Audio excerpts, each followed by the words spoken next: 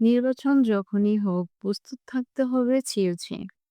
নির্বাচনের তারিখ নিয়ে এখনো সরকারের সঙ্গে কোনো আনুষ্ঠানিক আলোচনা হয়নি বলে জানিয়েছেন প্রধান নির্বাচন কমিশনার চিওছে এএএম নাছির উদ্দিন। তিনি বলেন, নির্বাচন ফেব্রুয়ারিতে হোক বা এপ্রিলে ইসি সবসময় প্রস্তুত থাকবে।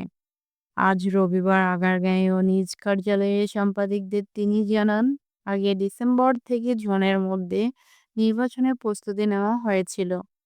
তবে লন্ডনে তারেক রহমান ও ডক্টর ইউনূসের বৈঠকের পর যৌথ বিবৃতিতে ২০২৬ সালের রমজানের আগেও নির্বাচনের আয়োজন সম্ভাবনার কথা বলা হয়, যা এখনো ইসির কাছে আনুষ্ঠানিক নয়।